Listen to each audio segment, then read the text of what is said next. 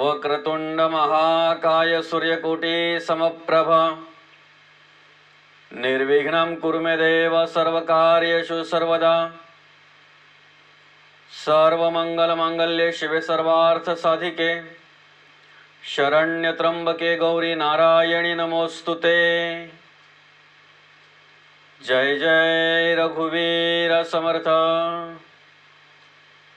पांडुरंग परमात्म्याच्या चरणी नतमस्तक होऊन श्री गणेशाला वंदन करून सर्व संतांच्या चरणी नमस्कार करून श्री सद्गुरु चरणी शिरसाष्टांग नमस्कार घालून आजच्या या सेवेच्या 159व्या भागाला आपण सुरुवात करत आहोत।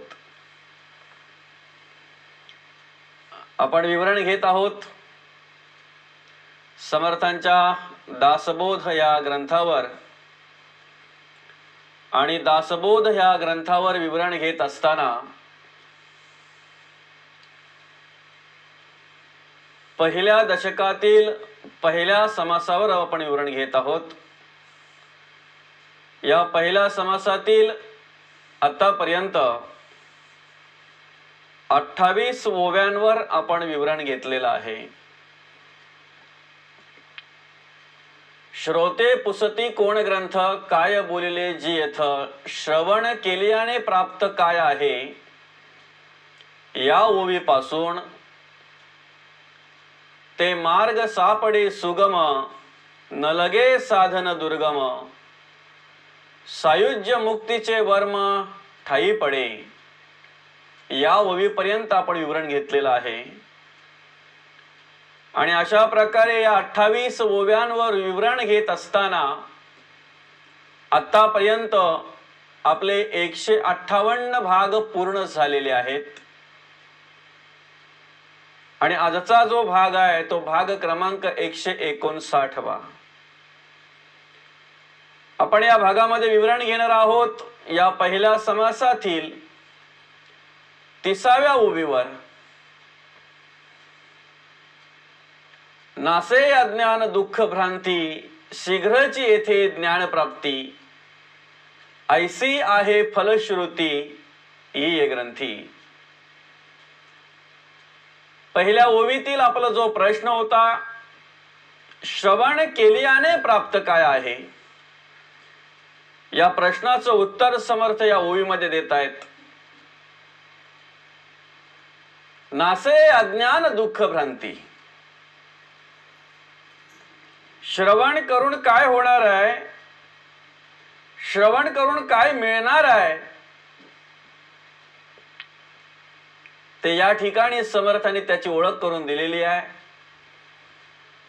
आपल्या पिंडातलं अज्ञान समूळ नष्ट होणार आहे आणि एकदा काय माणसाच्या पिंडातलं अज्ञान नष्ट झालं की त्याला आत्मज्ञानाची प्राप्ती होते आणि एकदा काय आत्मज्ञानाची प्राप्ती झाली की त्या ठिकाणी त्याला सुख शांती आणि समाधान प्राप्त होतंय। त्याच्याकडचं दुःख नाहीसं होतंय, त्याच्याकडचं अज्ञान नाहीसं होतंय, त्याच्याकडची भ्रांती नाहीसी होते। नासे अज्ञान दुःख आणि भ्रांती। आणि एकदा काय माणसाच्या पिंडातील अज्ञान नाहीसं झालं, दुःख नष्ट झालं, भ्रांती नाहीशी झाली की मग त्या ठिकाणी तत्क्षणी त्याच वेळेला तत्क्षणी ज्ञानाची प्राप्ती होते, आत्मज्ञानाची प्राप्ती होते। शीघ्रची, काही वर्षानंतर नाही, काही महिन्यांनंतर नाही, काही वेळानंतरही नाही, शीघ्रची।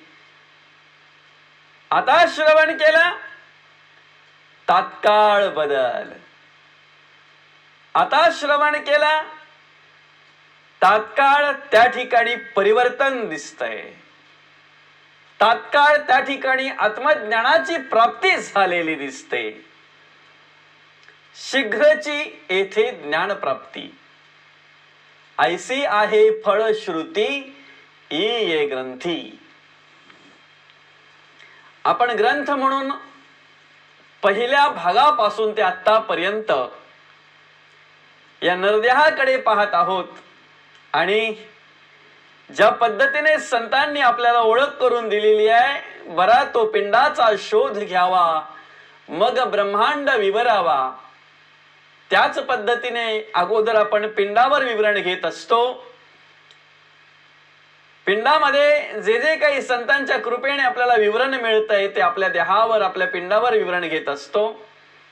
आणि मग त्याची सांगड ब्रह्मांडाशी कशी घालता येईल, त्याचा बोध आपल्याला ब्रह्मांडामध्ये कसा घेता येईल, याचं चिंतन आपण करत असतो. सगळ्या प्रकारचे कर्म आणि सगळ्या प्रकारचं ज्ञान आणि सगळ्या प्रकारच्या क्रिया ह्या आपल्या देहामध्ये समर्थाने दाखवलेल्या आहेत. सगळं जे जे ब्रह्मांडात आहे ते ते पिंडात आहे आणि अगोदर आपण पिंडाचा विचार केला पाहिजे. ऐसी आहे फलश्रुती ये ग्रंथी, म्हणजेच या नरदेह रूपी जो ग्रंथ आहे, जो मनुष्य देहरूपी ग्रंथ आहे, या ग्रंथावर विवरण घेत असताना आपण बघितलं की जे ग्रंथात आहे, जे पेपरवर, जे कागदावर आलं, ते कागदावर येण्याच्या आधी देहात होतं. म्हणून देह सर्वात श्रेष्ठ ग्रंथ आहे. त्या पेपरवर येण्याच्या आधी, त्या कागदावर येण्याच्या आधी, त्या ग्रंथाच्या पेजवर येण्याच्या आधी नरदेहात होतं, देहात होतं. आणि जे देहात होतं ते त्या पेजवर आलं, त्या कागदावर आलं, त्या पेपरवर आलं. म्हणून आपण नरदेह रूपी ग्रंथाचा प्रथम विचार करत असतो. एखादा दृष्टांत संग्रह जर आपण एखादं पुस्तक बघितलं तर ते पुस्तक छापण्याच्या आधी, ते पुस्तक निर्माण करण्याच्या आधी कुठे असतंय? आपल्या पिंडात असतंय, आपल्या देहामध्ये असतंय. आणि जे आपल्या देहामध्ये असतंय तेच आपण लिखाण पुढे करत असतो. त्याच पद्धतीने ज्ञानेश्वरी निर्माण होण्याच्या आधी माऊली ज्ञानोबा होते, अर्थातच ज्ञानोबांच्या पिंडामध्ये होती, तेव्हा ती ब्रह्मांडात प्रगटली. आधी पिंड मग ब्रह्मांड. ज्या ग्रंथाचा आत्मबोध जगद्गुरु तुकाराम महाराजांना झाला, आधी पिंडामध्ये मग ब्रह्मांडात, पेपरवर, कागदावर ते दिसायला लागलं. तेच या ठिकाणी आपल्याला ओळख करून देतात संत की बरा तो पिंडाचा शोध घ्यावा मग ब्रह्मांड विवरावा. या ठिकाणी विवरण घेत असताना आपण पहिल्या भागापासून ते आतापर्यंत जर श्रवण केलं तर कोणत्या कोणत्या संतांनी कशा कशा प्रकारे ज्ञान मांडलेलं आहे, अभ्यास मांडलेला आहे, आपल्याला मार्गदर्शन केलेलं आहे, त्याचं थोडक्यात चिंतन करण्याचा विचार आपण या ठिकाणी केलेला आहे. त्याचं थोडक्यात चिंतन करण्याचा प्रयत्न आपण या ठिकाणी केलेला आहे.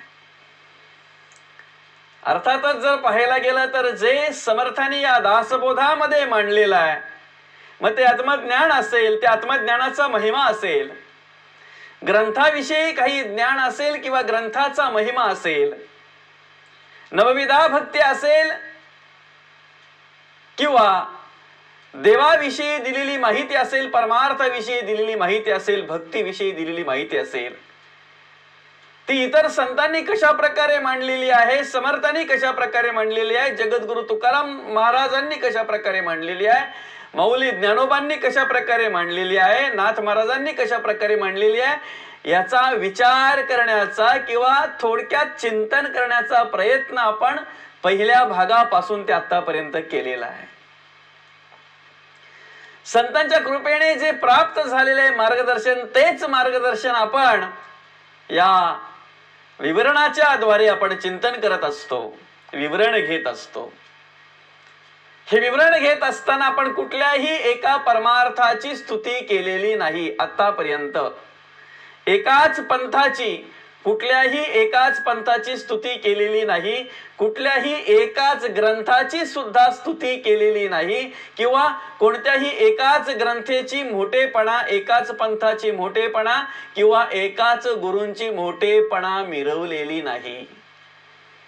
जो आत्मबोध आपल्याला संतांच्या कृपेने प्राप्त झालेला आहे की प्रत्येक संतांचे ग्रंथ हे आपल्यासाठी विशेष महत्वाचे आहेत. मग ते ओव्या असतील, अभंग असतील, वेगवेगळ्या प्रकारचं मार्गदर्शन असेल, हरिपाठ असेल, ज्ञानेश्वरी असेल, गाथा असेल, गीता असेल, भागवत असेल, संत नामदेव महाराजांचे अभंग असतील, गोरोबा काकांचे अभंग असतील, संतसेना महाराजांचे अभंग असतील, रोहिदास स्वामींचे अभंग असतील, चोखामेळा यांचे अभंग असतील, कुठल्याही संतांच्या अभंगाचा विचार जर आपण केला तर सर्वांनी सगळ्या प्रकारचं जरी मांडण्याची पद्धत वेगळी असली, त्यांच्या ग्रंथाचं नाव जरी वेगळं असलं तरी त्याच्यातून जो आत्मबोध आहे तो आत्मबोध मात्र एकाच प्रकारचा त्यांनी आम्हाला करून दिलेला आहे. आणि याचा विचार, याचं चिंतन आपण थोडक्यात पहिल्या भागापासून ते 158 भागापर्यंत केलेलं आहे. संतांनी जर कोणत्याही एकाच पंथाची स्तुती केली नाही, मोठेपणा मिरवली नाही, संतांनी जर कुठल्या एकाच ग्रंथाची मोठेपणा मिरवलेली नाही, संतांनी जर आपलाच परमार्थ श्रेष्ठ अशा कुठल्याही प्रकारे जर मोठेपणा मिरवलेली नाही, तर मग तो आपल्याकडेही विचार नको, तर तो आपल्याकडेही विषय नको, कारण त्याच संतांच्या ग्रंथाचा आपण अभ्यास करतोय. म्हणून संतांच्या विचाराप्रमाणेच आपण ही वाटचाल केली पाहिजे. प्रत्येक संतांनी लिहिताना त्यांच्या त्यांच्या पद्धतीने त्या ग्रंथाची निर्मिती केलेली आहे, ती अभंग रचना केलेली आहे. मौली ज्ञानोबांची अभंग रचना जर पाहायला गेला तर कशा प्रकारची अभंग रचना आहे, जगद्गुरु तुकाराम महाराजांची जर अभंग रचना पाहायला गेला तर ती कशा प्रकारची आहे, संत सेना महाराजांची अभंग रचना जर पाहायला गेला तर ती कोणत्या प्रकारची आहे, रोहिदास स्वामींची जर पाहायला गेला अभंग रचना तर ती कशा प्रकारची आहे, जनाबाईंची अभंग रचना कशा प्रकारची आहे, बहिणाबाईंची अभंग रचना कशा प्रकारची आहे. शब्द जरी वेगळे असले, वाक्य रचना जरी वेगळी असली तरी, अभंग जरी वेगळे असले तरी अर्थ मात्र एकच लागतो, हे मात्र निश्चित आहे. म्हणून वरून जर आपण कुठल्याही ग्रंथाचा अभ्यास केला किंवा वरून जर एखादी ओवी आपण बघितली, वरून जर एखादा अभंग आपण बघितला, तर न जाणो कदाचित काही अभंग असे आहेत की ते ऐकल्यानंतर, ते बघितल्यानंतर, ते वाचल्यानंतर आपल्या पिंडामध्ये भ्रम निर्माण होतो.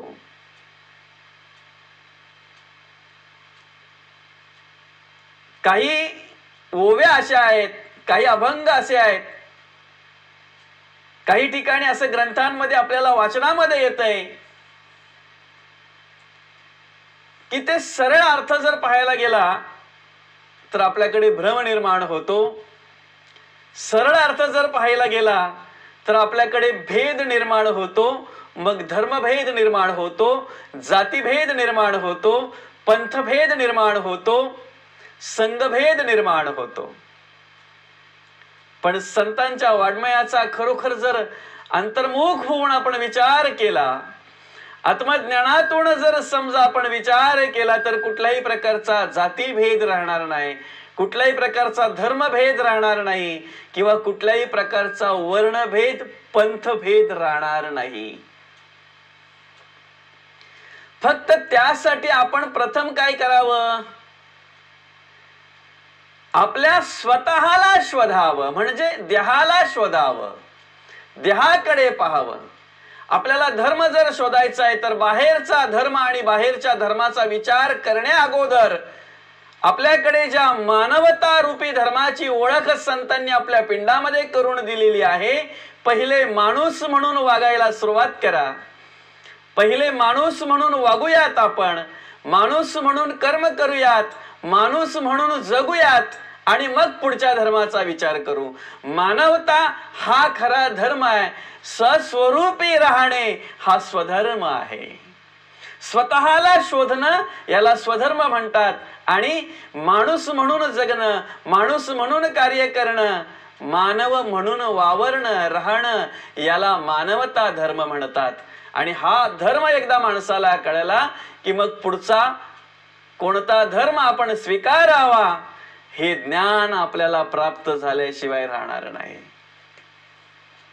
नक्कीच कुठल्याही प्रकारचा जातीभेद आपल्या पिंडात राहणार नाही, कुठल्याही प्रकारचा वर्णभेद आपल्या पिंडात राहणार नाही. जर आपण स्वतःचा विचार केला तर, आपण आपल्या देहाचा विचार केला तर. कसं समर्थाने मांडले बघा, नासे अज्ञान दुःख भ्रांती. माणसाकडे अनेक प्रकारचं अज्ञान असतंय. धर्माविषयी अज्ञान, जातीविषयी अज्ञान, वर्णाविषयी अज्ञान, पंथाविषयी अज्ञान, बऱ्याच प्रकारचं अज्ञान आहे, खूप प्रकारचं अज्ञान आहे. पण ते अज्ञानाचं निरसन करण्याचं काम संतांनी केलेलं आहे. त्या अंधश्रद्धा निरसन करण्याचं काम संतांनी केलेलं आहे. फक्त काय झालं पाहिजे, आपण संतांचे होऊन राहा, त्यांच्यापेक्षा वेगळं नको. आपण जगद्गुरु तुकाराम महाराजांपेक्षा वेगळं होऊन जर त्या गाथेचा अभ्यास केला तर त्या ठिकाणी भ्रम निर्माण झाल्याशिवाय राहणार नाही, त्या ठिकाणी संदेह आल्याशिवाय राहणार नाही. आपण जगद्गुरु तुकाराम महाराजांचे होऊन आणि मग गाथेचा अभ्यास करा. मग निश्चित कुठल्याही प्रकारचा भ्रम आपल्या पिंडात राहणार नाही, कुठल्याही प्रकारचा संदेह आपल्या पिंडात राहणार नाही. आपण माऊली ज्ञानोबांचे होऊन मग ज्ञानेश्वरीचा अभ्यास करा, मग हरिपाठाचा अभ्यास करा. मग कळेल ज्ञानेश्वर महाराज कोण होते, जगद्गुरु तुकाराम महाराज कोण होते, समर्थ रामदास स्वामी कोण होते, शांती ब्रह्म एकनाथ महाराज कोण होते आणि नामदेव महाराज कोण होते, हे आपल्याला कळल्याशिवाय राहणार नाही. खऱ्या अर्थाने संत वेगवेगळ्या जातीमध्ये जन्माला आले, वेगवेगळ्या जातीमध्ये कार्याला आले. त्याला कारण काय, आपल्या पिंडातला जातीभेद नष्ट करण्याकरता ते वेगवेगळ्या जातीमध्ये आणि वेगवेगळ्या धर्मामध्ये जन्माला आले, कार्याला आले. अवतार पांडुरंग नाम ठेविले ज्ञानी, ते अवतारणे का सांगितलेली आहे. कसं कार्य सगळं अगदी पूर्णपणे सांगितलेलं आहे. ते संतांचे होऊन त्यांचा अभ्यास करा, मग भेद राहणार नाही, वर्णभेद राहणार नाही, जातीभेद राहणार नाही, कुठल्याही प्रकारचा धर्मभेद राहणार नाही. त्यांचे होऊन त्यांचा अभ्यास करा.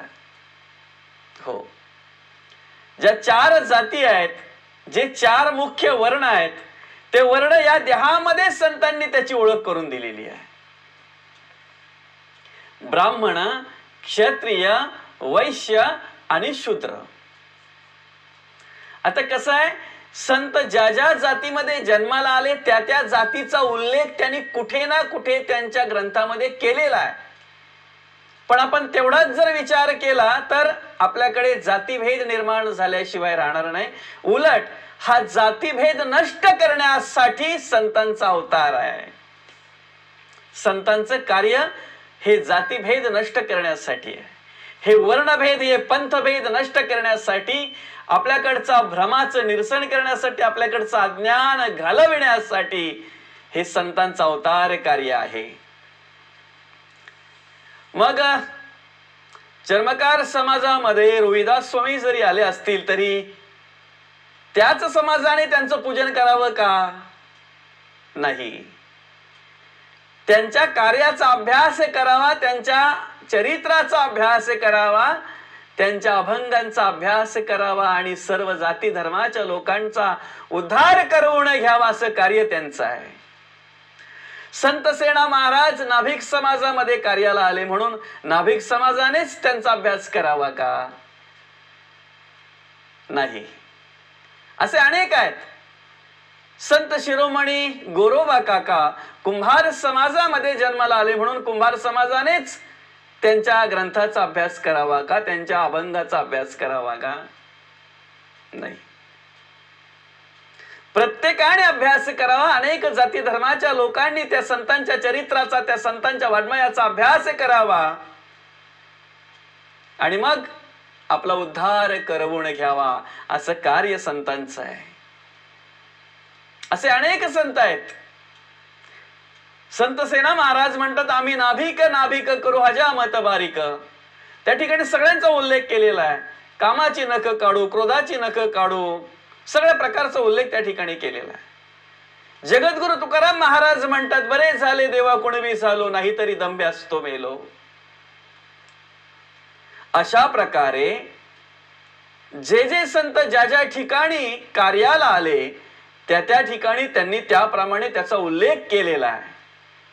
पण तेवढंच घेऊन जर आपण बसलो तर मग आपल्याकडे तो भेद निर्माण होईल. त्या समाजाची लोक त्या त्या समाजाच्या संतांना घेऊन बसतील, अमुक आमचे, अमुक हे तुमचे, ते ह्यांचे, ते त्यांचे. बाबा रे, संत कोणाचे नाहीत, जो संतांचा आहे तो त्याचे संत आहेत. जो संतांचा आहे त्याचे संत आहेत. संत सर्वांचेच आहेत.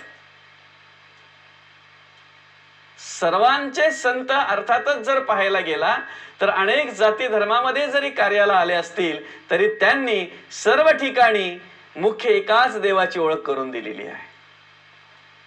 तो आत्मा आहे सर्वसाक्षी, हे बोलीजे पूर्व पक्षी. जो कोणी सिद्धांत लक्षी तोची सिद्ध. म्या बोलिविल्या वेदू बोले, म्या चालविल्या सूर्य चाले, म्या हलविल्या प्राणू हले, जे जगाते चालवी. तुका म्हणे पोते देवे भरिले नोहे रीते. निश्चित जर पाहायला गेलं तर तुझे रूप चित्ती राहो, मुखी तुझे नाम, देह प्रपंचाचा दास, सुखे करो काम.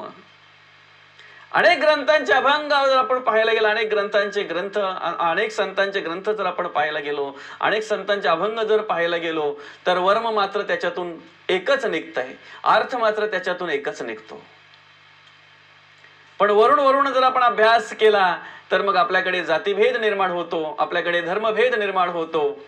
आणि म्हणजे मुख्य संतांच्या ग्रंथाचा अभ्यास करून जे आपल्याला प्राप्त व्हायला पाहिजे ते प्राप्त होत नाही. जे ज्ञान आपल्याकडे आत्मसात करायला पाहिजे, जे आत्मज्ञानाची प्राप्ती व्हायला पाहिजे ते आत्मज्ञान आपल्याला मिळत नाही, ते आत्मज्ञानाची प्राप्ती होत नाही. म्हणून संतांचे होऊन त्यांच्या ग्रंथाचा अभ्यास आपण केला पाहिजे. अर्थातच जर पाहायला गेलं तर मग जे 4 वर्ण ठेवलेले आहेत त्या वर्णाचा अभ्यास आपण बाहेर करण्यापेक्षा आपल्या पिंडात आपण करावा. जे संतांच्या कृपेने आपल्याला ज्ञान प्राप्त झालेलं आहे, जे संतांच्या कृपेने थोडंफार आपल्याला जे काही कळलेलं आहे ते चिंतन करण्याचा आपण प्रयत्न करूया. अर्थातच कोणत्याही प्रकारचा जातीचा विचार आपल्याला करायचा नाही, कोणत्याही प्रकारच्या धर्माचा विचार आपल्याला करायचा नाही. संतांनी जो मानवता धर्म आपल्याला लावून दिलेला आहे, जो सर्वश्रेष्ठ धर्म आहे आणि ज्या धर्मामध्ये आपण हे कार्य करतोय त्या धर्माची ओळख संतांनी या ठिकाणी करून दिलेली आहे. अर्थातच जर पाहायला गेलं तर देवाची कर्म करणं हा आपला धर्म आहे. संतांच्या प्रमाणे कर्म करणं हा आपला धर्म आहे. संतांच्या ग्रंथाचा अभ्यास करणं हा आपला धर्म आहे आणि त्याप्रमाणे धर्माचरण करणं हा आपला मुख्य धर्म आहे. धर्म स्थापनेचे नर ते ईश्वराचे अवतार झाले आहेत, पुढे होणार देणे ईश्वराचे. म्हणून धर्म रक्षावया अवतार घेसी, आपल्या पालिसी भक्त जना. ह्याच हिंदवी स्वराज्याचं, ह्याच आपल्या हिंदवी धर्माचं रक्षण करण्यासाठी संतांना कार्य करावं लागलं आणि अनेक जातीमध्ये, अनेक ठिकाणी, वेगवेगळ्या प्रांतामध्ये अवतार घ्यावा लागला. कशासाठी? भक्ताचं रक्षण करण्यासाठी. अर्थातच जर पाहायला गेलं तुमच्या आमच्याकडून परमार्थ घडावा, तुम्हा आम्हाला आत्मबोध व्हावा, एवढ्यासाठी संतांचा अवतार असतो, एवढ्यासाठी हा संतांचं कार्य असतंय. 4-4.5 हजार अभंग जगद्गुरु तुकाराम महाराजांचे.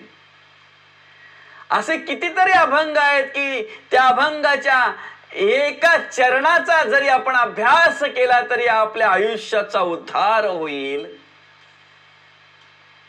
आणि एकच अभंग जर आपण घेऊन बसलो, बरे झाले देवा कुणबी झालो, नाहीतरी दंभ्यास्तो मेलो. तेवढ्याच एक ज्या ठिकाणी जातीचा उल्लेख केलेला आहे तेवढ्याच अभंगाचा जर आपण अभ्यास केला तर आपल्याकडे काय निर्माण होईल? तोच अभंग जर आपण पाठ केला आणि तोच अभंग जर आपल्या वाचनात आला तर संतांचं होऊन जर आपण वाचलं तर आपल्याला आत्मबोध होईल. पण संतांच्या विचारापासून वेगळं होऊन जर आपण वाचलं तर आपल्याकडे जातीभेद निर्माण झाल्याशिवाय राहणार नाही. केवळ तुकाराम महाराजांचेच अभंग नाही तर अनेक संतांच्या ओव्या आणि अनेक संतांचे अध्याय आणि अनेक संतांचे अभंग अशाच प्रकारे काही ठिकाणी पाहायला मिळतात. या दासबोधामध्ये सुद्धा समर्थांनी 5वा दशक मंत्राचा आणि त्यातला पहिला समास आहे गुरु निश्चय नाम. त्या समासामध्ये ब्राह्मण समाजाची स्तुती केलेली आहे, ब्राह्मण म्हणून स्तुती केलेली आहे. पण त्या ठिकाणी वेगळं होऊन जर आपण अभ्यास केला, वेगळं होऊन जर आपण बघितलं तर आपल्याकडे निश्चित तो भ्रम निर्माण होईल, आपल्याकडे संदेह येईल. आणि सरळ अर्थ जर पाहायला गेला तर संदेह निर्माण झाल्याशिवाय राहणार नाही. 20 दशक आहेत या दासबोधामध्ये, 200 समास आहेत ह्या दासबोधामध्ये, हजारो ओव्या आहेत, हजारो ओव्या या दासबोधामध्ये. मग तो एकच समास का आपण घेऊन बसावा? त्या एकाच समासातील काही ओव्यांचाच आपण का विचार करावा? की ज्या ओव्या ऐकल्यानंतर, ज्या ओव्या वाचल्यानंतर आपल्याकडे भ्रम निर्माण होईल, संदेह निर्माण होईल, त्यांचाच का आपण अभ्यास करावा? असो, जर आपल्याकडे ते वाचल्यानंतर भ्रम निर्माण होत असेल, कुठल्या प्रकारचं जर संदेह निर्माण होत असेल तर त्यावेळेला आपण आपल्या अंतःकरणामध्ये विचार करा, आपण देवाचे आहोत, आपण संतांचे होऊन वाचतोय की आपल्याकडे काहीतरी वेगळ्या प्रकारचं ज्ञान आहे, आपण मोठे पंडित आहोत, आपण मोठे ज्ञानी आहोत, अशा प्रकारे आपण वाचतोय, अशा प्रकारे आपण अभ्यास करतोय, हे आपण आपल्याला स्वतःला शोधलं पाहिजे. त्या ठिकाणी एक ओळख करून देत असताना समर्थांनी जी जाणीव करून दिलेली आहे, संतांच्या कृपेने जे ज्ञान प्राप्त झालेलं आहे किंवा संतांच्या कृपेने जे विवरण प्राप्त झालं ते अशा प्रकारे आहे की ब्राह्मण, क्षत्रिय, वैश्य आणि शूद्र हे आपण प्रथम आपल्या देहामध्ये शोधलं पाहिजे, आपल्या पिंडामध्ये शोधलं पाहिजे. बरा तो पिंडाचा शोध घ्यावा, मग ब्रह्मांड विवरावा. आणि पिंडामध्ये त्याचा विचार करत असताना मानेच्या वरचा भाग जो आहे तो संतांनी ब्राह्मण म्हणून दाखवलेला आहे. मानेच्या वरचा भाग जो आहे तो ब्राह्मण आहे, सगळ्या गोष्टी तिथे आहेत. मानेपासून छातीपर्यंतचा जो भाग आहे तो क्षत्रिय म्हणून दाखवलेला आहे, त्याची क्षत्रिय म्हणून ओळख करून दिलेली आहे. कारण जी क्षत्रियाची कर्म आहे, जे क्षत्रियाचं कार्य आहे ते तेवढ्याच जाग्यामध्ये पाहायला मिळत आहे. आणि छातीपासून कमरेच्या मधला भाग अर्थातच पोटाचा भाग जो आहे तो वैश्य म्हणून त्या ठिकाणी ओळख करून दिलेली आहे. अर्थात सगळ्या प्रकारचा व्यवहार, व्यापार तो पोटामध्ये चालतोय, सगळं पोटात शिजतंय, सगळे विचार पहिले, सगळ्या प्रकारचे व्यवहार, व्यापार सगळे पोटामध्ये झाले जातात. आणि कमरेपासून खालचा भाग जो आहे तो शूद्र म्हणून अशा प्रकारे ओळख करून दिलेली आहे. आणि ही चारही वर्णाचा आपण अभ्यास करणार आहोत, जे संतांच्या कृपेने आपल्याला विवरण प्राप्त झालेलं आहे ते, की जेणेकरून आपल्याकडे कुठल्याही प्रकारचा अज्ञान राहता कामा नये, की जेणेकरून कुठल्याही प्रकारे आपल्याकडे भ्रम आणि संदेह राहता कामा नये. यासाठी आपण भाग क्रमांक 160 मध्ये त्या चारही वर्णाचं आपण थोडक्यात विवरण घेणार आहोत, चिंतन करणार आहोत. आणि ते विवरण मिळावं, आम्हाला चिंतन मिळावं असं पांडुरंग परमात्म्याकडे आपण प्रार्थना करूया, समर्थांकडे निवेदन करूया. आणि ही झालेली सेवा समर्थांच्या चरणी अर्पण करून, पांडुरंग परमात्म्याच्या चरणी अर्पण करून या ठिकाणी या सेवेला पूर्णविराम देऊया. रामकृष्ण हरी, रामकृष्ण हरी, रामकृष्ण हरी.